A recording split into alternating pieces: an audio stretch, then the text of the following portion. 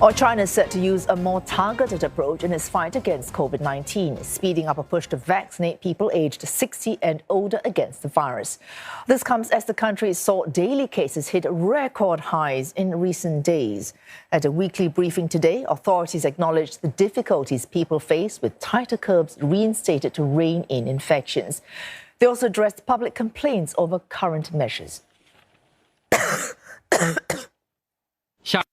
我们将认真贯彻方案的要求，指导各地周密组织部署，优化接种服务，做好新冠疫苗加强免疫老年人的接种工作。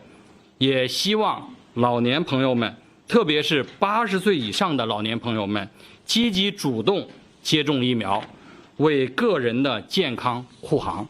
谢谢。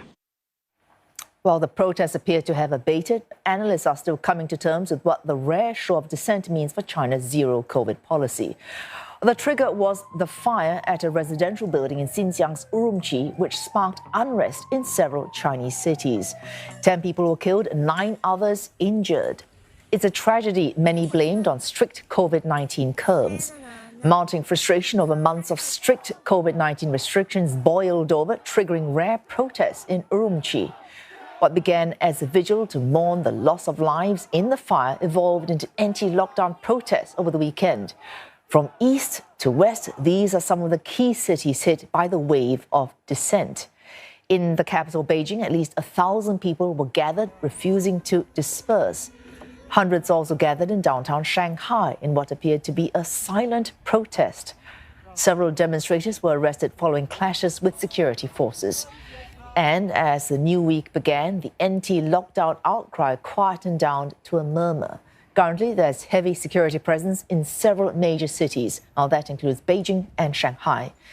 Residents in these areas have also returned to daily mass testing for COVID-19. And for more on this, CNA's Lo Min joins us live. Min, any mention of protests at the news conference earlier today? Well, officials did not make mention of those protests over the weekend, just as state media did not cover any of those protests that took place in over 50 university campuses across China, as well as several cities as well. But officials did acknowledge that that people are facing problems, and these long-term lockdowns are creating anxiety and wreaking havoc on people's lives. And they said that the 20-point measures are critical, and local officials need to stick to those rules. And they mentioned that they will step up training for local officials so that they are clear about the criteria for assigning high and low risk areas. And these high risk areas, they emphasize, must be precise to the level of buildings and housing units, and cannot be expanded randomly into entire housing compounds or sub-districts.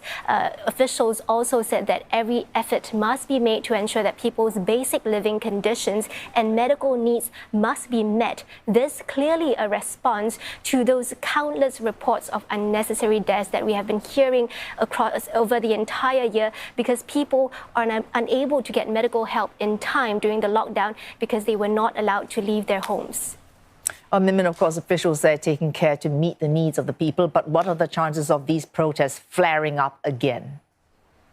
Well, we're looking at crowd levels that have pretty much returned to normal in Shanghai and Beijing, and heavy police presence. We're talking about police cars lining up the entire streets, police patrolling the area. Local residents tell me that they are being checked randomly for whether they have installed illegal apps like Twitter or Instagram or Telegram on their phones. These apps are banned in China, but could be accessible via VPN and could be used to skirt the censors and to organize protests and to communicate safely with one another. And so, police are also asking people to delete photos from their mobile phones, and those who refuse to do so are seen taken away into police cars. So it's unclear whether people would still be willing to take those risks to pound the streets after this. But that said, though, we are now in the middle of a work week. We want to watch out for whether protesters will come out again on the weekend to protest. Well, Min, cases, as we mentioned earlier before we crossed you, cases are reaching record highs. But officials, meanwhile, being asked to cut back on excessively harsh measures. Or should numbers continue to rise? Would this be realistic going forward?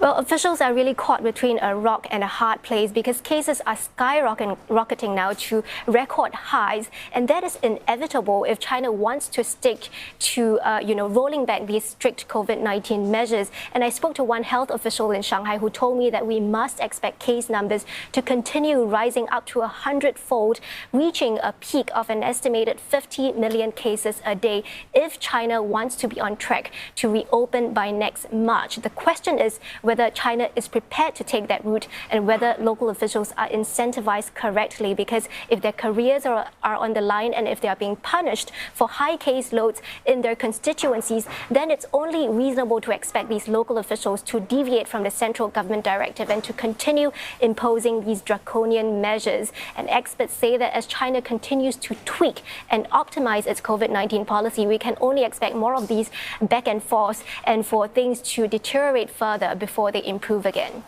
Thanks so much for that, Min. All these back and forth movements, developments in China, that's triggering movements in financial markets as well, Elizabeth. Yeah, that's right, Wei Su. Well, investors, they are cheering the news that China will be accelerating its vaccination rollout for the elderly. Now, the low vaccination rate among its older population has long been seen as prolonging Beijing's zero COVID policy. Well, CanSino Biologics shares in Hong Kong had jumped as much as 18%, while its Shanghai listing surged by about the same margin. And the company is benefiting from its release this month of an inhalable COVID booster. The Hong Kong and Shanghai listed shares of its peer, Fosun Pharmaceutical, also saw some big gains today. Fosun Pharma is BioNTech's partner in China for the production of its vaccines. And we're seeing shares of both Chinese firms ending the day some 4% higher.